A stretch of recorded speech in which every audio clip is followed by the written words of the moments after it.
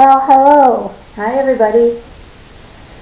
So, I just did a wonderful interview with a very great young lady named Lauren.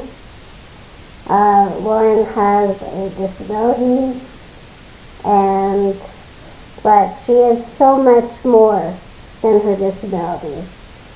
And I interview her about her life and what she's going to school for, and her thoughts on disability and what she wants to change, and just some very interesting things. I'm so glad it turned out real good. Awesome. You won't see me in the interview. Haley does a great job at doing interviews, so I just let her do her thing. And I wasn't really feeling camera ready, so. But yeah, Haley does great at interviews, and I hope you enjoy. I hope you like it. Hello. Hey.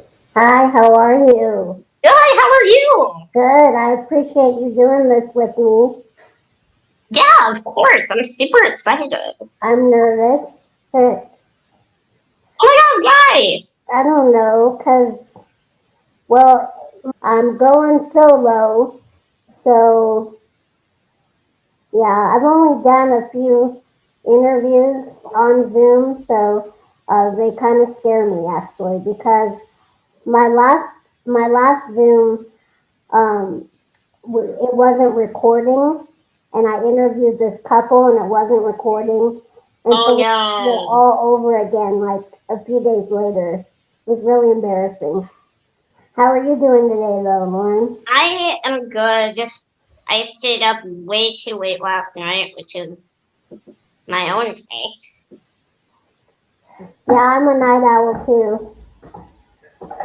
I shouldn't be. Well, you're in grad But school, you got probably a lot of cramming and studying to do, right? it wasn't even that I was studying, I was literally on TikTok. Hey, well, you're killing it on there, by the way. Like, why? How? I don't understand. I don't know, but people seem to either like you or like to pick on you, which is not good either, but It's real. Some of the things people say to try and make fun of me and like be mean are just so funny to me because they're so ridiculous. yeah, I'll say, wow. Well, we'll touch more on that with this interview, but I figure we should just hop right into it. Yeah. I gotta pull up the questions.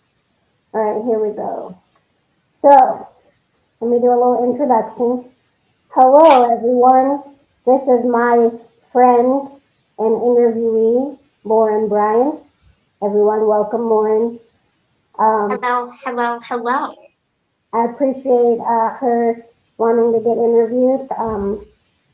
A lot of people are not interested in getting interviewed, especially on video, so I appreciate it. Of Um, course. I love having the opportunity to just kind of spread awareness about disability and all that stuff. well, awesome. I appreciate it. So, can you introduce yourself as far as your name, your age, and what is your disability? Yeah, so my name is Lauren. I am 25. I am currently a graduate student.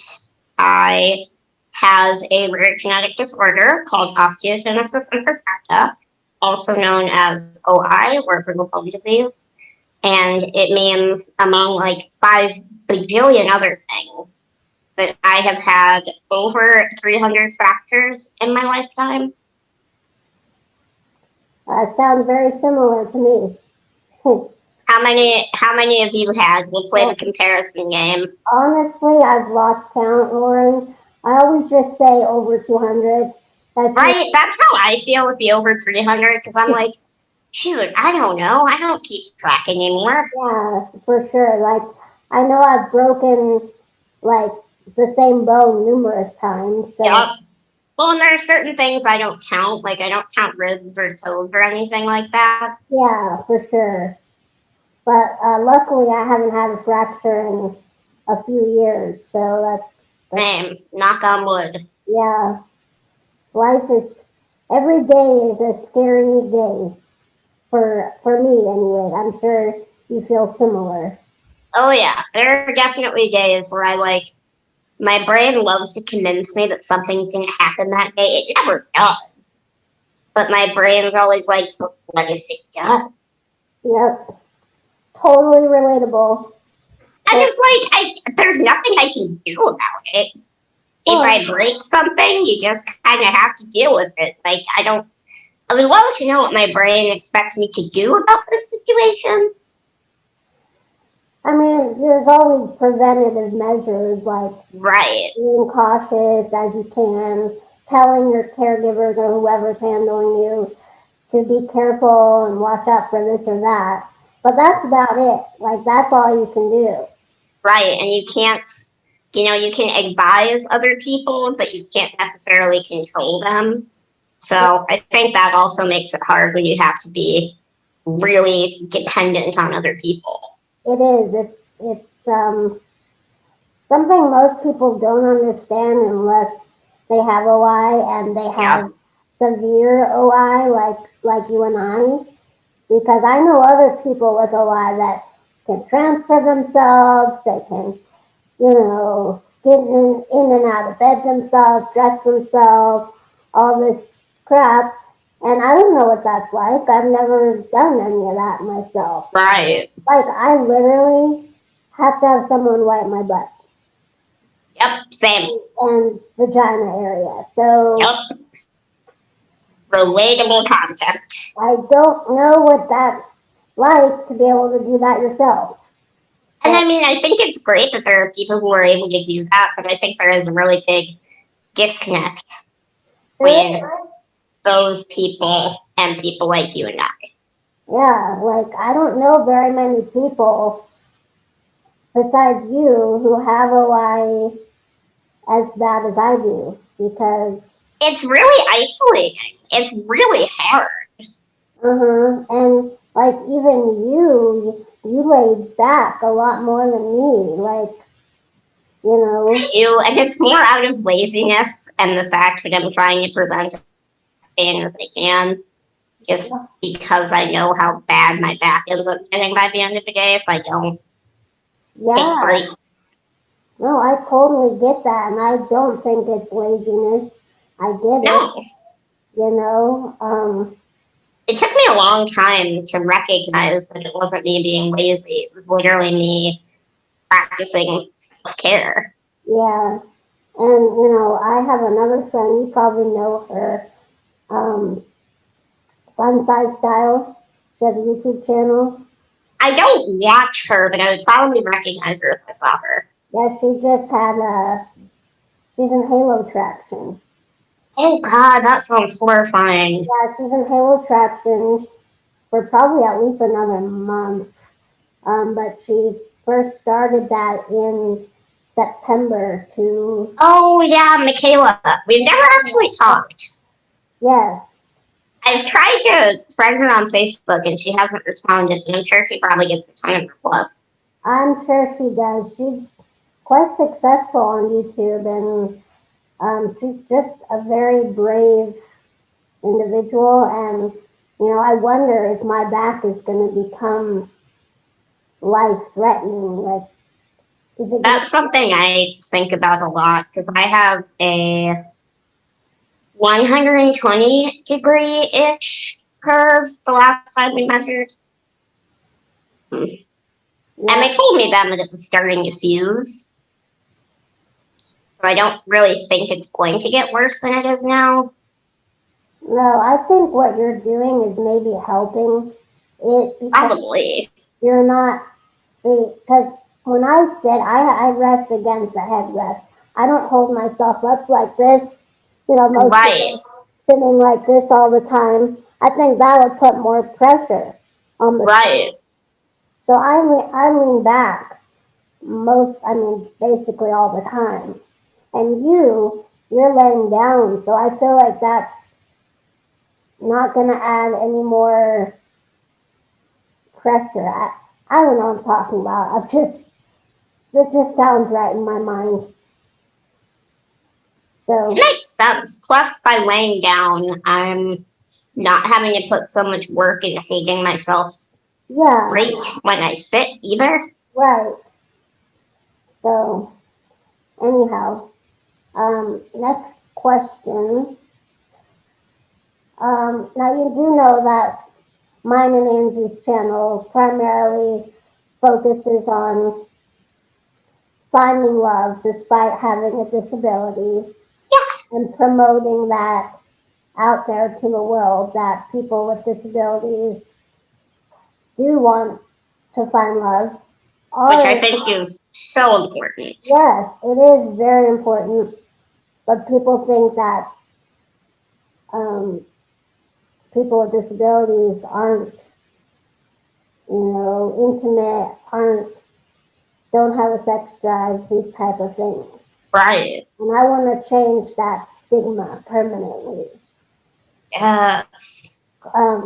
Before I met Angie, I never thought that I would get married or find love. I didn't think it was going to happen for me because no one really looked my way, if you know what I mean. That's the boat that I'm in now. Yeah, so, and that's why I want to change that perception in you and in others like you and me to tell you that you're going to find somebody. It just, I don't, it just it has to happen naturally, I guess. I think that's hard to remember because I know what they always say, it'll happen when you least expect it. Don't wait for it. Don't be expecting it. But that's so hard. hmm And part of it is you have to put yourself out there a little bit too, Yeah. which is scary. But as far as I can remember, I've always been a flirt. I've always gone up to people and, flirted and all that. Like, I never was afraid to do that. Um, and maybe that was part of it. I don't know. But I wanted to just ask you, is being in a intimate and romantic relationship important to you? I think I'm very positive. I'm very energetic, enthusiastic about life. I love people. I love pretty much everybody. Um, but I want that kind of mostly unconditional relationship with somebody. And I want to feel important and cherished in that way and not necessarily just in a friendship way because I think they're two fundamentally very different things and that's okay. Yeah, I agree with you completely. Like, when I was in college, I just wanted to make out with somebody. I never really had made out with anyone. I mean, I'd peck people on the lips, but that's not a make out in my mind. Right. And I finally found someone that was willing to kiss me beyond just a peck. And that's kind of when I knew that I was interested in women. It kind Yeah. of clicked into my mind like, oh wow, like that really felt good. Like, I think I want to pursue this avenue. Not that I didn't like girls prior to that, but it was just having that opportunity to know what it feels like to be like, yep, that's it. That's what I want. And Right. you know, people crave touch. People crave Yes. intimacy, and it's more than just friendship. It's a fact of life. Like, not everyone does. Obviously, people are asexual or whatever, but most people do crave that intimacy with somebody. Mm-hmm. And I think that needs to be told to the public, to people that are ableists, that, you know, we're, we're just like you guys. Yep. So, Lauren, what are you looking for in a partner? So the both very convenient and inconvenient thing about it is that I'm pansexual. Like Yeah. the way I describe it to people, a lot of people have this misconception that bisexuality and pansexuality are the same thing. Yeah. And, to some people that's totally okay with them. For me, the way I differentiate it is bisexual means you're attracted to two or more genders, but not necessarily all of them. Let's say you're attracted to women and non-binary people, but you're not attracted to men. You're still bisexual. Let's say, though, that you are attracted to anybody regardless of what their gender identity is. That's what pansexual is, at least to me. Gender and gender expression play no role into whether or not I find somebody attractive. But in terms of what I find attractive in people, it's more personality than anything for me, which I feel like is so cliche and cheesy. No. But I want someone with a good sense of humor because I like to think I'm funny and I want to be someone else who's funny. Someone who's compassionate, somebody whose morals and, as ridiculous as it sounds, political views align very closely with my own. I do believe in opposites attract, but there are some things I just don't compromise on. Yeah. I want somebody who thinks that family is really important. I want to be with somebody who wants kids someday because I want kids.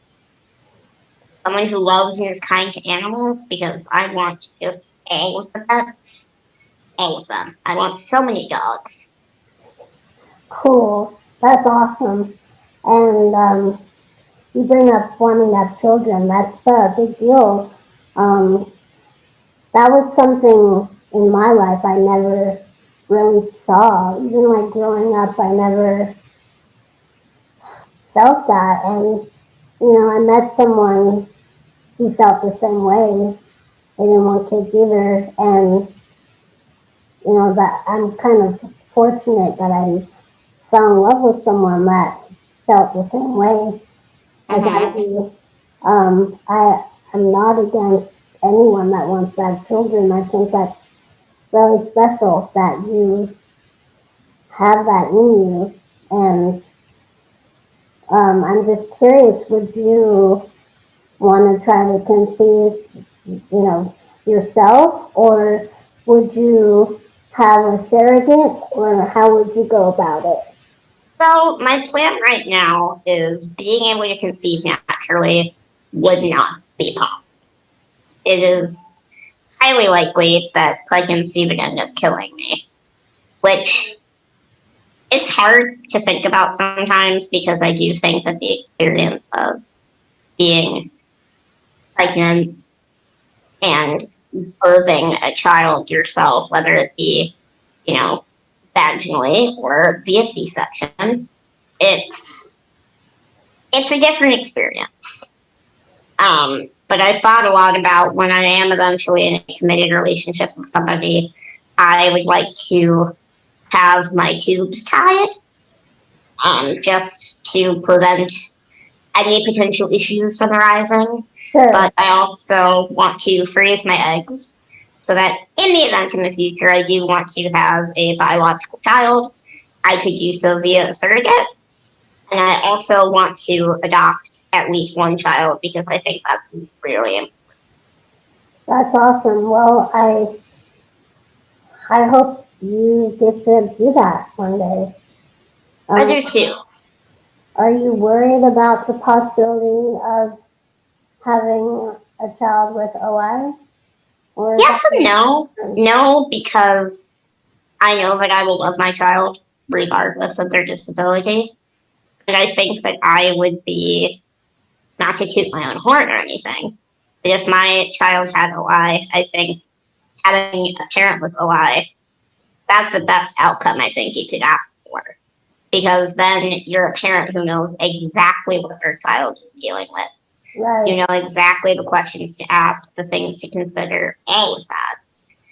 But I also wouldn't be upset if my child didn't have OI. Really, the outcome doesn't matter as long as the child is happy and comfortable and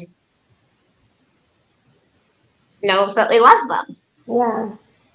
Well, very good. I think that's amazing.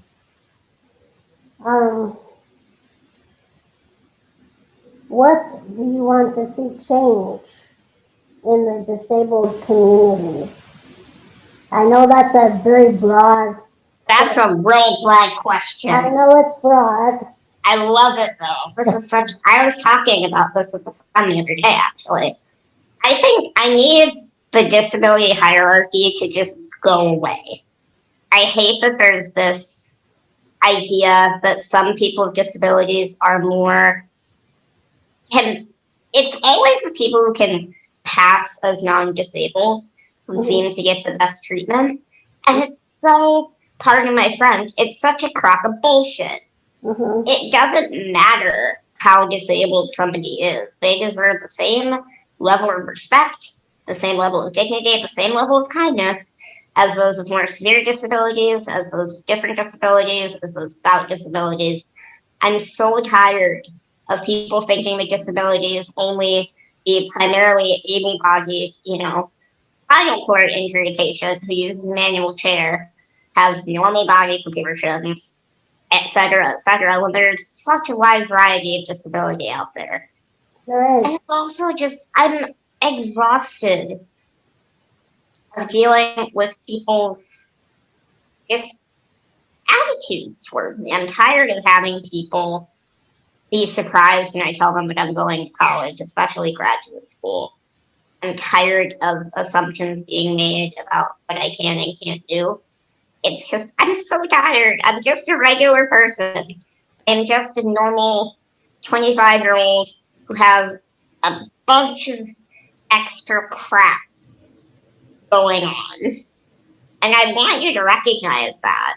I want you to recognize that I have a disability and that impacts my life in a lot of ways. But I also want you to remember that I'm still a person. Right. Your disability doesn't define you. Right. That's what you're trying to say, right? Exactly. I hate when people tell me, oh, I don't think of you as having a disability, because I feel like that's very, I don't know what word to use to describe it. It's icky to me, because I want you to recognize that there are extra things that I have to deal with that you don't necessarily. Right. But I also don't want it to be the focus of our friendship or our relationship or whatever. Right. Okay. Well, that was a great answer, Lauren. You are a very eloquent speaker. I'm jealous of the way you're able to put your thoughts into words. I struggle with that myself. So if my responses to you are very brief, it's because I don't know how to put it into words. No, I totally understand that. I think there are certain people who get their thoughts across very well verbally, and there are people who get their thoughts across very well in written form, and I'm definitely a verbal person. Yeah. My writing is pretty okay. It's just harder for me to get it across in the written word than it would be if I was just saying it to someone. And it's funny, like my spouse, when I try to explain something to her, I don't even really need to explain it. Like, she just pulls it out of my mind. Oh, I have friends who are like that, who know me so well at this point. Yeah. It's awesome. Okay, so back to TikTok. I see you have a pretty big following on there. That's awesome. Do you ever experience cyberbullying? Oh, constantly. Well, I know the answer to that, but I'm asking for everyone else. Oh, yeah. Who doesn't know. It's it comes in waves, I noticed. Okay. I'll have a good couple of weeks where people are just being so kind and so sweet and supportive, and it makes my whole heart happy. And then I have some days where hate is just so, it's like little bombs hitting me all day long. Where I've had people being incredibly nasty, insinuating that I don't have any value because I have a disability, insinuating that there's something wrong with me. Like, I've had people accuse me of lying about the things that people have said to me because of my disability. And it's just like, why would I make this shit up? Why right. would I want this to be a thing that happens to anyone? Like the comment that you were talking about that really ticked me off was when they said that you're taking the government's money because you need caregivers. Yes. Oh my god, that was like a whole saga. That was a whole night. That pissed me off so bad. You have a right to live on this planet just as much as everyone else does. And if that means that you need help, then so be it. The then purpose so of the freaking government be should it. be to help its people, all of its people. How dare them say that? How Yep. dare them? That pissed me off so bad. What if they got in an accident and they needed help? Here's the thing. I found out one of their comments before I blocked them. Apparently, they're a wheelchair user.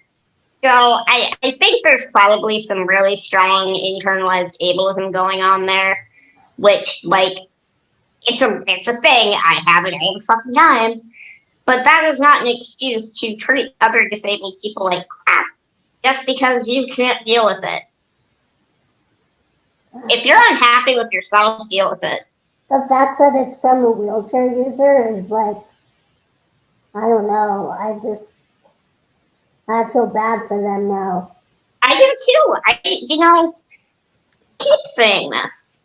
But all of these people who are making horrible comments, it says so much more about them than it says about me. Mm-hmm. I'm just out here really trying to explain what disability is like. Yeah. And if you have a problem with that, you can go find somebody else's videos to watch.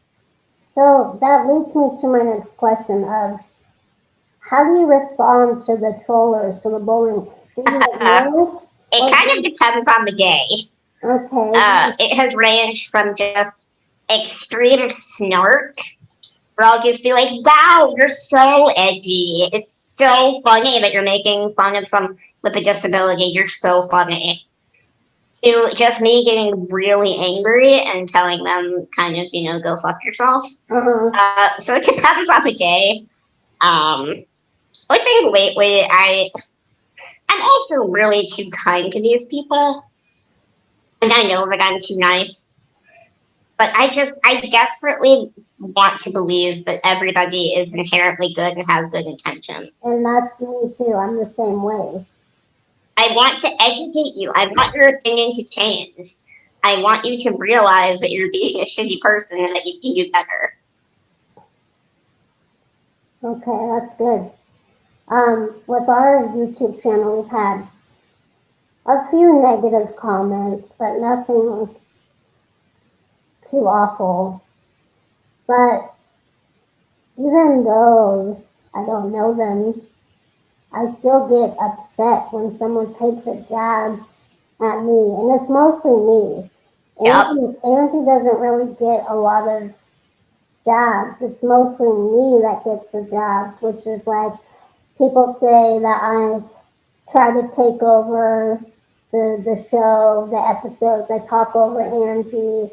I, don't let her talk enough.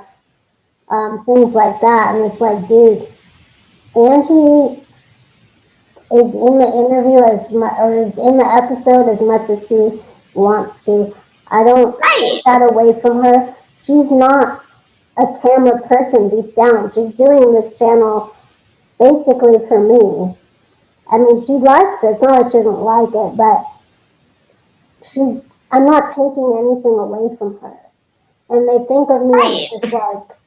It's like people assume that anybody that you're involved with in any way doesn't have any free will Yeah. of their own. And it's like, what do you think is going on here exactly? Like, did you just kidnap Angie one day and you're like holding her hostage? Like, what? What's Yeah. wrong with people? Exactly. They think I'm like a brat or being bossy. I get that all the time.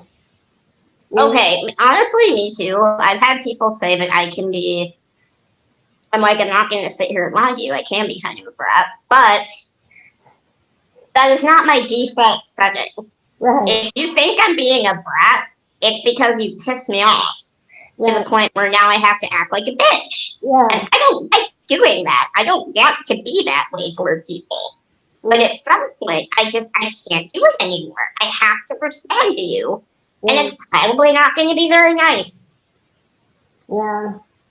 With the trollers for our channel, I don't really respond. I just ignore them because for me, when I don't want to get upset. I don't like feeling upset and worked up and all that. And I just try to remember they don't know me. So that's how I respond. But I respect that. I wish that I could be a little bit more unbothered by it, I guess, and not feel like I have to respond. But my brain has not decided to work like that yet. well, either that or I'm just too chicken to figure out what to say back. See, that is one time where the anonymity of TikTok, especially, is so nice. Because I don't have to respond in video form. I will if I really want to go off on somebody. Like in some of my videos that I made, I think it was yesterday. If it's just somebody trying to be an edgelord and a troll, then I'll usually just respond in a text comment. Mm-hmm. Well, I think it was yesterday. Someone commented on a video that I should stop. Someone said, shut up. That's what it was. And I just responded with a heart emoji, and I go, no. Good. That was good. How can we change the stigma of public seeing disabled people in healthy romantic relationships? We need more media representation. I cannot tell you the last time I have seen a couple where at least one partner had a disability and it was done well. They either make it seem like the person without the disability is some kind of like martyr and they're so kind and giving and benevolent to be with this poor soul with a disability, which makes me about want to puke. Exactly. Or you have really crappy stories like Me Before You that make it seem like this is how all disabled people are and think about themselves, and they need some able-bodied person to come and rescue them. Yeah, Angie gets those comments like, oh, you're such an angel, or you're so, I don't know, whatever. And what is wrong with people? That's so gross.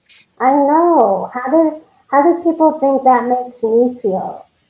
Right, like you're some kind of burden that he has to put up with. Like, exactly. And that's what I want to change.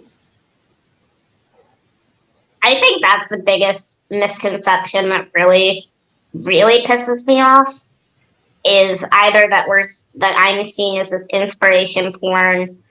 You know, oh my God, you're in grad school. That's so inspiring. It's like, how many other 25-year-olds in grad school would you be telling that to? Like, is it because I'm in a wheelchair? You can tell me if it's because of the wheelchair. You can tell me. You don't need to tell me because I already know. But like, if you wouldn't say that somebody else is inspiring or that it's such a pity because of ABC to somebody without a disability, you damn well better not say it to me. Amen. All right, I agree. Like, my family sometimes gets annoyed with me because I do tend to kind of respond a little more harshly than I should at the very beginning. But I also I do that a lot for like humor effect. Well, what's Um, with me? I firmly believe that if somebody doesn't know any better, then they should not be penalized for not knowing. They should be able to be educated. But if I have given you tools through which to educate yourself and you choose not to utilize them, or you choose to consume that information and then continue your crappy discriminatory behavior, then I think I have a right to be pissed with you. Yes, well, very well stated. Now it's going to get into that question of, people telling us that we're inspirational or inspiring, and why is that insulting? And you basically just said it. Like, I'm just out here living my life. That shouldn't inspire you in any way. I am not here for you to be inspired by me. It's not my job. Didn't sign up for it. If you want to pay me to do it, sure, I'll go for it. I'll be your little motivational cheerleader. Why the hell not? Be easier than grad school, probably. No, I'm kidding. I'm kidding. But that's not my life's purpose. My purpose in life is, surviving. That's like step one. But my purpose in life, I think, is to help people, and it's not to help people infantilize disabled people. That's not how I'm helping people. Because that's the other part of it. Is it's so infantilizing and just condescending to be told that you're inspirational all the time just for doing very basic life tasks. Mm-hmm. And I'm so tired of it. I'm so tired of it. Uh, um, so this brings me into my next question of you going to grad school. When and what? When and why did you decide to become a teacher? That's what you're doing, right? You want to become a teacher. No, actually. Teaching, people have the idea that because it's an education master's program, but I want to teach, I do not have the patience to teach. Okay. Children or young adults. Kids are jerks. Yes. College students are even bigger jerks. I don't have the patience for that. I would lose my mind, even more than I already have. What I actually want to do, my program is I'm getting a master's degree in education policy, organization, and leadership, specializing in diversity and equity in education, which is a mouthful.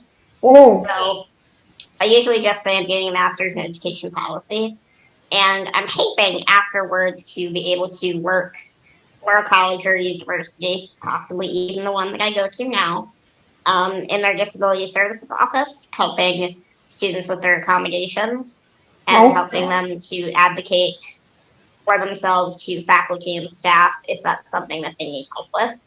Because I know that can be really scary if you haven't come to college and you don't necessarily have that advocacy practice. Well, I know that department at my college was very benefiting for me. I got a lot of help as far as testing accommodations and note taking and longer deadlines for assignments, things like that. So longer deadlines are such lifesavers. They are. I still feel guilty doing it sometimes, even though I know I shouldn't. Yeah, I did too, but also I was like, I shouldn't because this takes me like double the time to complete.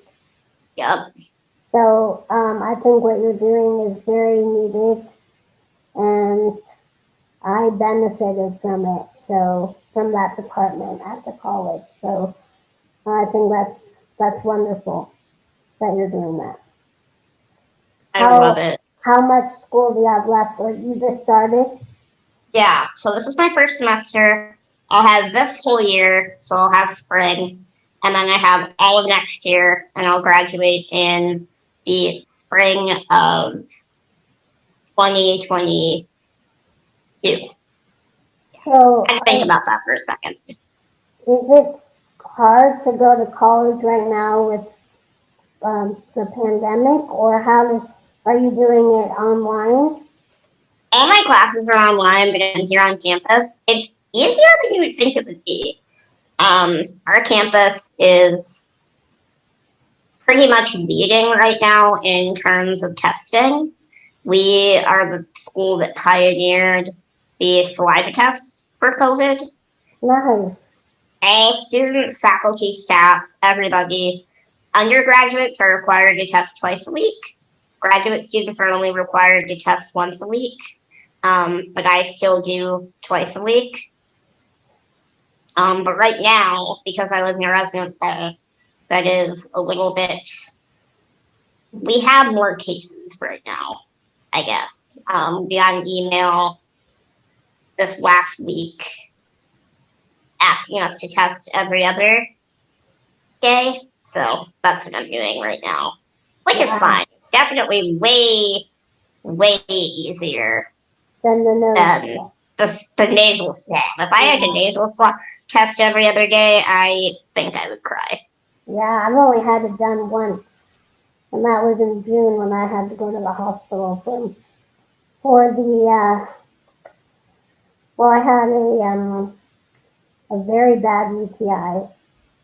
Oh no. Yeah, and I guess it was going septic, which I didn't even know that I had a UTI, but I was throwing up for like 24 hours straight, and it was not fun.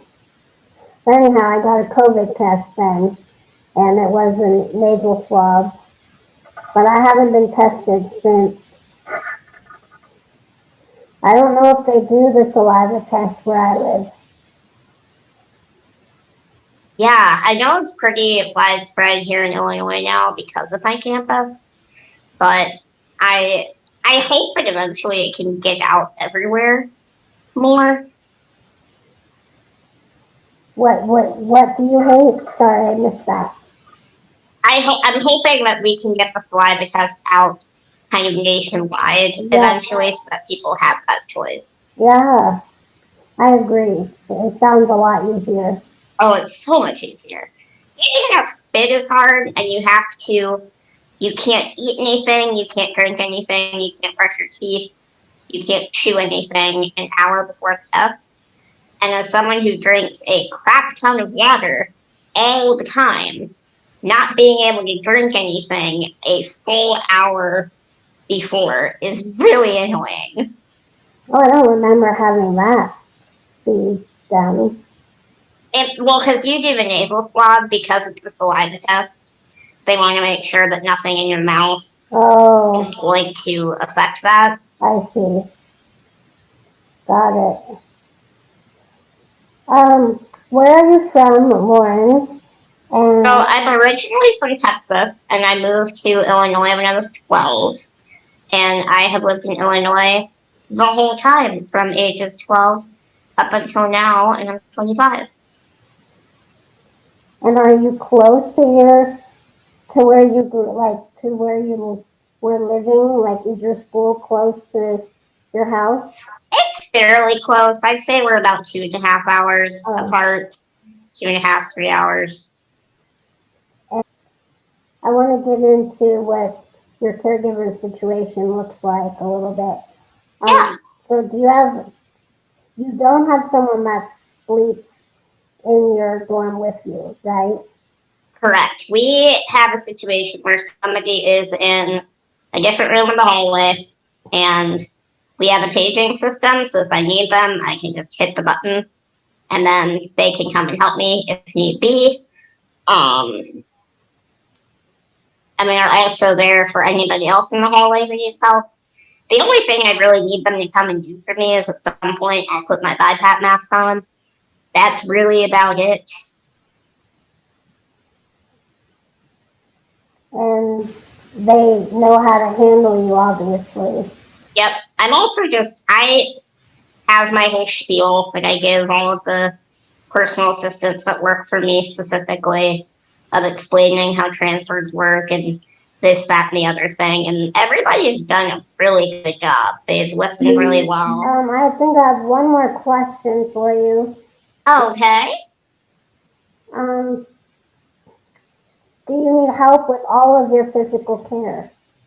Not necessarily. So a lot of things, it's actually more, if you can get it all set up for me, I can probably do it. Like, I feed myself, I brush my own teeth, I wash my own face. I just need someone to kind of get the items ready for me because I don't have a ton of hand strength, and we joke in my family that I have T-Rex arms because they're very short and I can't reach very far. But for the most part, I need help with transferring technically. If I'm feeling real ambitious, I'll transfer like into bed myself. But usually I'm very lazy and don't feel like doing it. At home, I would say I do a little bit more by myself just because my parents kind of force me, which is good, I guess. What did you say your parents what? They tend to kind of force me to do more stuff myself because they know I'm capable and I'm usually just being lazy, which isn't wrong. Like at home, I take baths. They don't have any tubs here at school, which is a tragedy because I love baths. So do I. During baths, I do everything except washing my hair by myself. Wow. I just need my little face exfoliator, scrubber thingy, washcloth, soap, my little, we originally got this thing that was supposed to help me wash my own hair, but now I just really use it to reach other parts of my body that I can't quite reach. Like, it's really good for getting underneath my arms to rub under there. Wow, is it like a thing with a handle on it or what? Yeah, imagine like a really elongated toothbrush, but instead of bristles, they're like these hard plastic nubby things. Okay. I use the handle more than I use that part, like to get my armpits, because it's easier to kind of shove that in there. But yeah, I need help like cutting up food because I'm a weakling and I can't quite do that. I want to get one of those rocker knives that you can use to cut food because I think that I could use those really well. I've tried it before and I'm pretty good at it, so I think whenever I like move out of my parents' house, that's probably something that I will be acquiring. That's cool. Well, it sounds like you can do a little bit more than me. Now that I hear all It's that. all relative though, because I'm sure that there are things that you're able to do that I probably can't. I don't know. I doubt it. I doubt it. You have more teeth than I do. That's a win right there. Whatever. My front teeth are starting to divide, and Angie and I call it the departed teeth. Oh, that's funny. I don't know why they started splitting right down the middle. It's been the last couple years. So I hope I don't get worse, but I don't want braces. Mine, I only have 12 teeth at the moment. Did they fall out? What happened? I've had them fall out. I had them pulled. I had really extensive dental work done when I was probably 10. And they were in really bad shape. So they pulled a lot. They put a lot of caps on them. But, eventually the caps come off. And eventually things just kind of degrade. But I have the best dentist in the world right now. He is fantastic. Wow. I've never had any dental surgery, nothing. I haven't even had a cavity. I'm incredibly jealous. I've had a few cavities. Getting a filling is not the worst thing I've ever been through. Getting teeth pulled, that crap is awful, and I would not recommend. 0 out of 10. Novocaine is both wonderful and terrible at the same time. If you can help it, never need a procedure that requires Novocaine in your mouth, because that crap hurts. I am very gagalicious as far as things going in my mouth. So I do not want to have any dental work beyond just cleaning because I don't know how I'll deal with it. I'm a big, I have a really horrible gag reflex. Yeah, me too. And my dentist's office, they always feel so bad if I start gagging. And they apologize to me. And I'm like, no, it's not your fault at all. My gag reflex is just really intense. Yeah, mine is too. I'm that way about the eye doctor, though. I don't think I could ever do contacts because I hate things going in my eyes. Me too. I can't even do eye drops. I They can't. literally have to sit there and pry my eye open like I'm a 2-year-old. Same. And I'm like, I'm so sorry. I'm not doing this on purpose. I'm trying my best here. I'm really trying. Yeah, same. I'm the same. Wow. I mean, it's fine. I think I look better with glasses anyway. And I need super strong prescription contacts because my eyes are terrible. I just got glasses 4 years ago. I've worn glasses probably since I was 5 or 6. Wow.